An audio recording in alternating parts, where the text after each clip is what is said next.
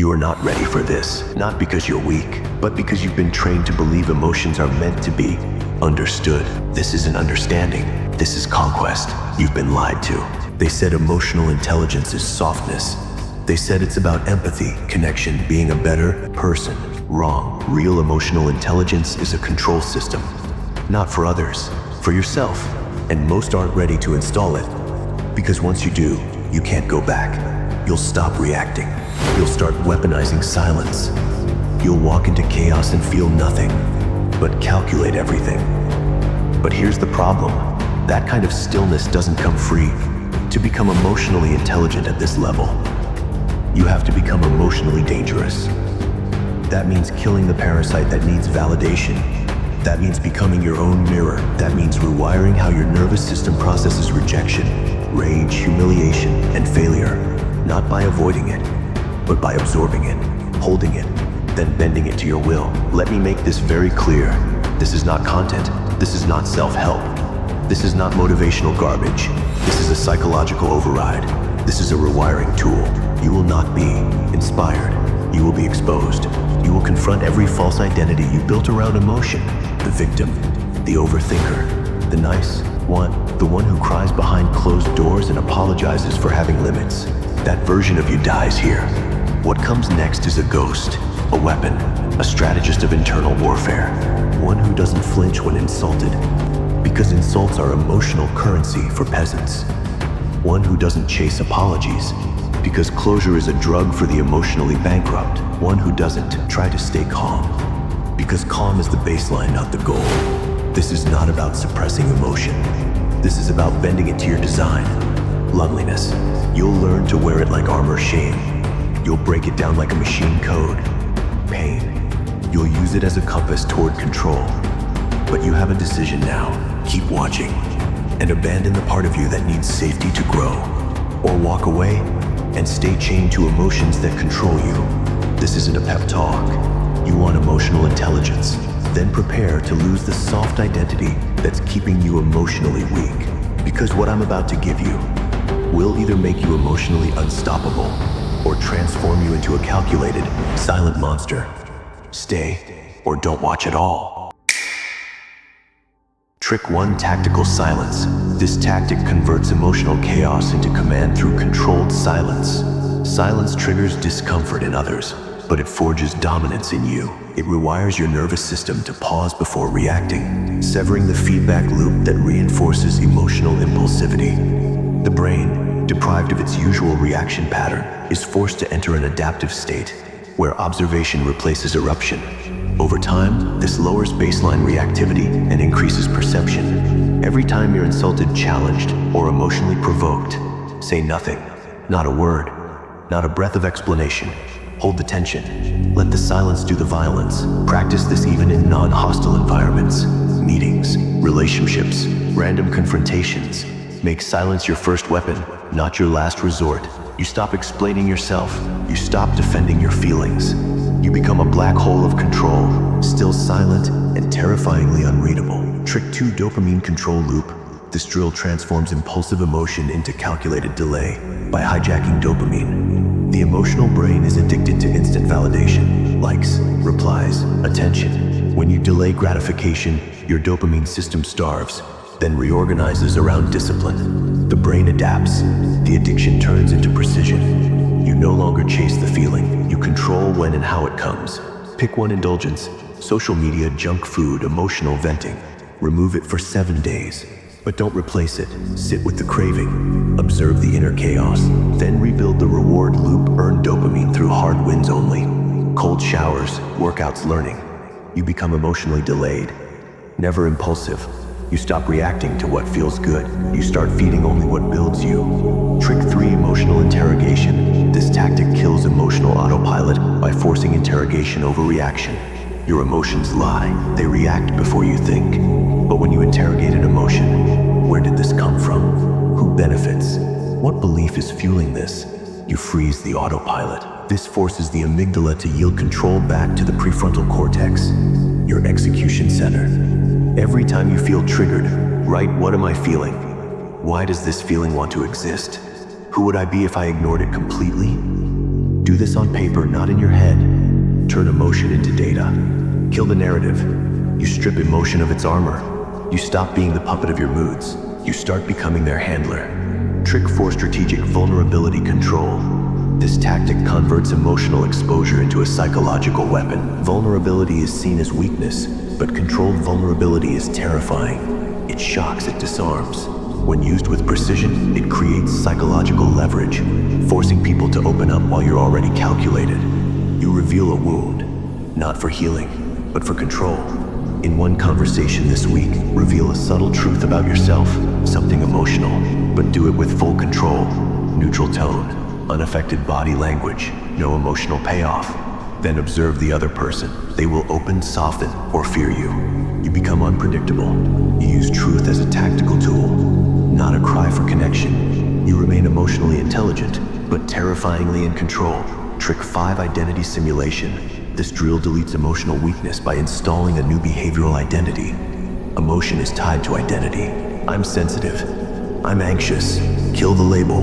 Kill the feeling. By acting like the opposite of your weakness, even when it's fake, your brain starts to replace emotional wiring with new behavioral baselines. Simulation becomes reality. Here is how: pick one emotion you want to destroy. For 7 days, act like the person who doesn't feel it. Scared. Act like a sociopath. Heartbroken. Act like a calculating predator, not to deceive, but to reprogram. You rewrite your emotional identity. You simulate power until it becomes your new baseline. This is not emotional intelligence the way they sell it in books and TED Talks. This is the underground version. The weaponized version. You didn't learn how to feel better. You learned how to use feelings as tools, weapons, and shields. Next comes the cost. Because this kind of control doesn't come without consequences. Part 2: the side effects of sovereignty. Warning 1: emotional amnesia. When you stop feeling, you start forgetting. Control isn't free. It demands a toll. When you suppress your emotions long enough, you don't just control them, you lose them. What once made you human, love, grief, awe, fades into gray static. Memories stop hitting with color.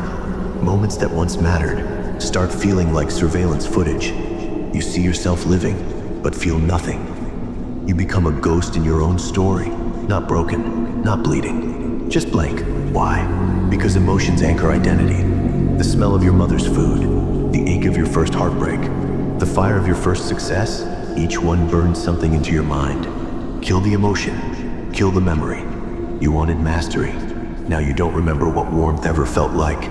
This is the price of power. You don't just lose chaos, you start losing color. Warning 2: predator drift. Strength without vulnerability becomes control. When you build emotional armor, you stop needing permission. You stop seeking approval. You stop fearing pain. But something darker starts growing. You begin to notice how easily people fold, how quickly they crack, how desperate they are to be seen, validated, loved. And suddenly, you hold the detonator to their self-worth. You can say the one thing that will destroy them and walk away without a second thought. You become efficient, too efficient. Your silence manipulates, your truth disorients. Your calm feels like psychological warfare. You didn't mean to become a monster. But now, control feels too good, and empathy feels like a liability. You forget that vulnerability isn't weakness, it's a gate. Without it, every connection is a transaction. Every relationship becomes a power balance.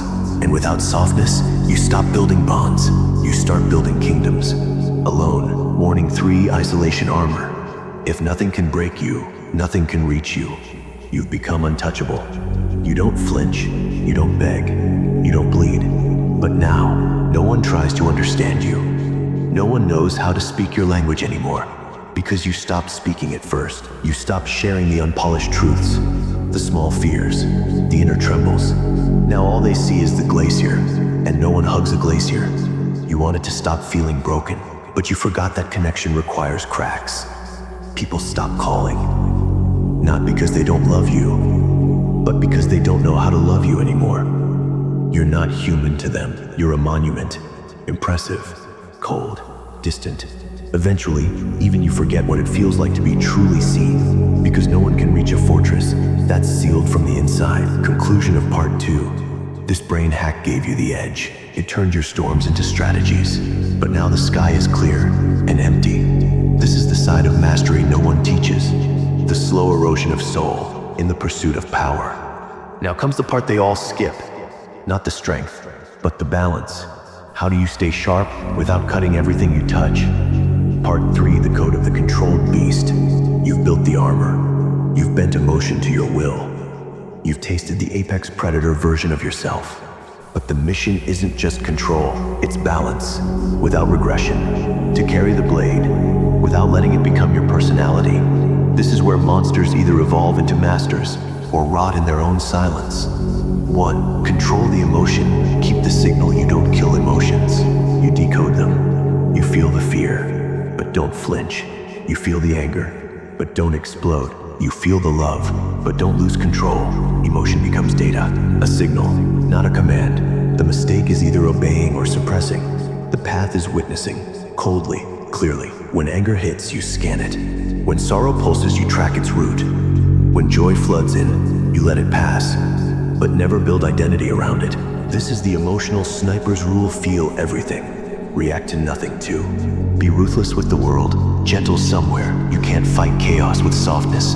You must be ruthless outside, in business, in betrayal, in the arena of wolves. But if your entire life becomes war, you die with your sword still drawn. So pick one space, one place, one person, one moment to put down the shield. To let silence mean peace, not strategy.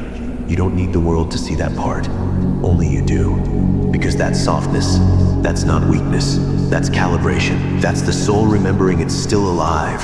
3. Don't become what you escaped from. You wanted power because you were tired of pain. Tired of being used, ignored, broken. But now you have the power, and the risk flips. The same control you craved can become the chains you used to hate. The same emotional deadness you feared can become your new default. Don't mirror the monster. Rewrite the script. Use pain as the compass, not the destination. You escaped emotional chaos. Now escape becoming its reflection in reverse. Stay alert, not just to weakness, but to your own evolution turning into ego. 4. Build a personal code. And obey it. Emotionless doesn't mean directionless.